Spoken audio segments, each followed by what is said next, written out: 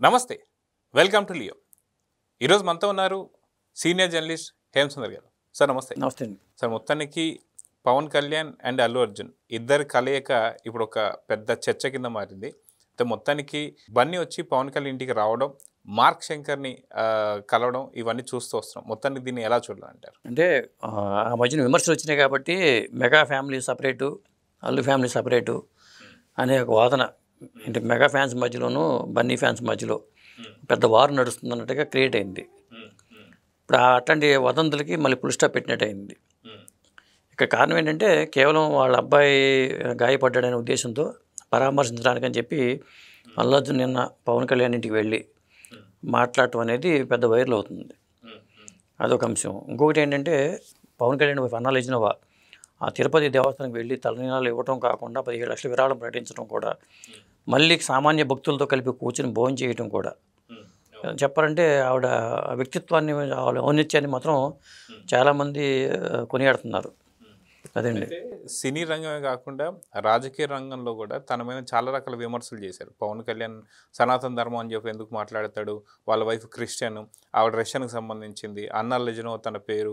అసలు అటువంటిది ఫస్ట్ వాళ్ళ ఇంట్లో వాళ్ళని మార్చుకోవాలి, ఇంట్లో సనాతన ధర్మం లేనిది బయటకు వచ్చేందుకు, ఇవన్నీ మాట్లాడేదానికి నిన్న ఏదైతే మీరు అన్నట్టు అన్నా లెజనో గారు తలనీలాలు సమర్పించడం కావచ్చు, అదేవిధంగా 17 లక్షల డొనేషన్ కావచ్చు, అదిగా తిరుమలలో వెంగమాంబ సత్రంలో తను తినేటువంటి పద్ధతి కావచ్చు, కొబ్బరికాయ కొట్టడం, అన్నీ కూడా వీటన్నిటిని చూస్తే ఎలా ఉందండి?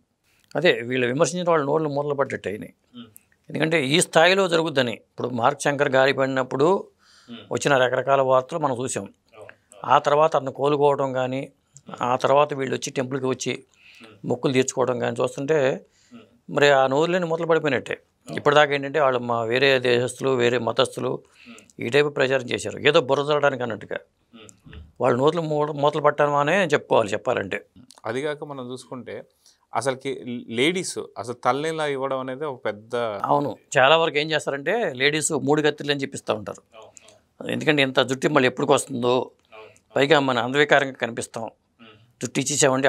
మగవాళ్ళు అంటే ఇచ్చేస్తారు, ఇబ్బంది లేదు, ఆ టోపీలతో మేనేజ్ చేస్తారు. కానీ ఆడవాళ్ళు తలనీలాలు ఇవ్వటం అనేది చాలా అరుదు. అలాంటిది ఆమె తలనీలాలు ఇవ్వటం అనేది చాలా మన దేశస్తురాలు కాదు, మనల్ని గౌరవించినట్టే కదా, మన సంప్రదాయాలని, మన ఆధ్యాత్మికతని గౌరవించినట్టే అయింది ఇక్కడ. అది. సో ఓవరాల్గా ఇప్పుడు బన్నీ రావడం కావచ్చు, మార్క్ శంకర్ని పలకరించడం కావచ్చు, నిజంగా మీరు ఇందాక అన్నట్టుగా అల్లు కాంపౌండ్ కావచ్చు, మెగా కాంపౌండ్, ఇప్పుడు బ్యారియర్స్ ఏవి లేవని చెప్పి అనుకోవచ్చు అంటారా? ఈ కాంపౌండ్లు అనేది మనం మాట్లాడుకోవడానికి ఉన్నాయండి. చాలామంది ఏంటంటే అల్లు కాంపౌండు, లేకపోతే మెగా కాంపౌండు, నందమూరి కాంపౌండు అంటూ కాంపౌండ్ కట్టేస్తున్నారు. ఇప్పుడు చెప్పాలంటే ఏ కాంపౌండ్ లేదు. ఈ దాదాపు 3 కాంపౌండ్లు ఒకటి అయిపోయినాయి కదా. ఏదో బ్రహ్మంగారు 7 దొడ్లు ఒక దొడ్డు అవుతుందని చెప్పినట్టుగానే దాదాపు 3 కాంపౌండ్లు ఒకటే. ఎందుకంటే ఒక గొడి కింద ఉన్నారు కదా. ఓకే, ఇప్పుడు గవర్నమెంట్ కూటమి ప్రభుత్వంలో ఉన్నప్పుడు ఇంకా కాంపౌండ్ ఏముంటుంది. కాకపోతే బన్నీ వెళ్ళటం అనేది విశేషం. ఎందుకంటే అప్పుడు శిల్పారావికి ప్రచారం చేయటం, ఈ విషయాల మీద అప్పుడు విమర్శలు రావటం, కొంత అది నేను అనుకుంటే బన్నీలో కూడా మార్పు వచ్చిందని అనుకుంటున్నా. ఎందుకంటే ఇప్పుడున్న పరిస్థితుల నేపథ్యంలో మనం ఈ తరహా ఉండడం కరెక్ట్ కాదు అనేది ఒకటి. ఏదైనా వాళ్ళ ఫ్యామిలీనే కదా, ఒక ఫ్యామిలీనే కదా. ఒక ఇంట్లో ఇది జరిగినప్పుడు ఆటోమేటిక్గా అందరూ స్పందిస్తూ ఉంటారు. కాబట్టి అందువల్లే వెళ్ళకపోతే బాగుండదు.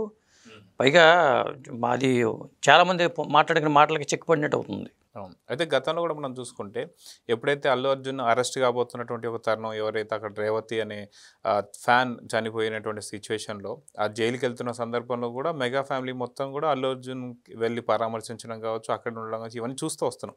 సో ఇప్పుడు పవన్ కళ్యాణ్ ఇంట్లో ఇది జరిగిన తర్వాత ఖచ్చితంగా అందరూ ఓదార్పు, ఏదైతే ప్రధానమంత్రి మోడీ దగ్గర నుంచి తీసుకుంటే చంద్రబాబు నాయుడు గారు కావచ్చు, బాలకృష్ణ గారు కావచ్చు, అదేవిధంగా జగన్ కావచ్చు, ఇట్లాంటి అందరూ కూడా పరామర్శించారు. సో అదేవిధంగా అల్లు అర్జున్ కూడా పరామర్శించాడు అనుకోవచ్చు అంటారా? ఇప్పుడు రాజకీయాలు ఎప్పుడు శాశ్వతం కాదండి. బంధుత్వాలు, బంధాలే శాశ్వతం. దానికి ఇంపార్టెన్స్ ఇవ్వాల్సింది ఎప్పటికైనా సరే. ఎందుకంటే రాజకీయ పరంగా విభేదాలు పెట్టుకుంటే అది దూరం పెరిగిపోద్ది తప్పితే ఉన్న బంధాలు, బంధుత్వాలు, స్నేహాలు కూడా మనం చూసాం. చాలామంది రాజకీయ నాయకుల జీవితాల్లో ఈ రాజకీయాల వల్ల ఎంత శత్రుత్వం పెరుగుతుందనేది చూసాం. అంతెందుకు ఇప్పుడున్న చాలా రాజకీయ నాయకుల్లో కూడా చూస్తున్నాం మనం. ఎందుకంటే అది పెట్టుకుంటే ఏమవుతుందంటే దూరం పెరిగిపోద్ది. అది వీరి సినిమా నటులకి అసలు రాజకీయాలు అనవసరం. రాజకీయాలకు వచ్చినప్పుడు ఏమైనా కావాలేమో తప్పితే రాజకీయాలు లేనప్పుడు అనవసరం అసలు అసలు బన్నీ అప్పుడు ప్రచారానికి వెళ్ళడం కూడా తప్పే. ఎందుకంటే నటుడుగానే ఉండాలి, రాజకీయ ప్రచారాలకి వెళ్ళడం కరెక్ట్ కాదు. రాజకీయ ఎజెండా ఉంటే, భవిష్యత్తులో ఏమైనా ఆలోచన ఉంటే దానికి ముందు నుంచి బీజాలు వేసుకోవడం, ఆ పార్టీకి వెళ్ళడం చేయాలి. కానీ అది అతను తొందరపాటు నిర్ణయం అనుకోవాలి. ఫ్రెండ్షిప్ ఉన్నంత మాత్రాన ఫ్రెండ్ కోసం వెళ్ళాడని అనుకోవాలి తప్పితే, కానీ వెళ్ళటం కూడా కరెక్ట్ కాదు అది. అప్పుడు ఏదేమైనా మొత్తానికి వీళ్ళ మధ్యలో గ్యాప్ అయితే పోయిందని అనుకుంటున్నాను నేను. సో మొత్తానికి ఇప్పుడు పూర్తిగా ఏదైతే మెగా కాంపౌండ్లోనే అన్ని కాంపౌండ్స్ ఉన్నాయని చెప్పేసి అనుకోవచ్చు అంటారు, అల్లు కాంపౌండ్ వచ్చి అని. ఈ Nandamuri compound, mega compound, Allu compound 3 కాంపౌండ్ల చుట్టూనే ఒక కాంపౌండ్ కట్టేసుకుని సరిపోతుంది. సో చూద్దాం సార్, మొత్తానికి వీళ్ళిద్దరి కలయిక మాత్రం ఒక పెద్ద చర్చనీయాంశంగా మారింది. సో చూద్దాం జరగబోతుంది. నమస్తే.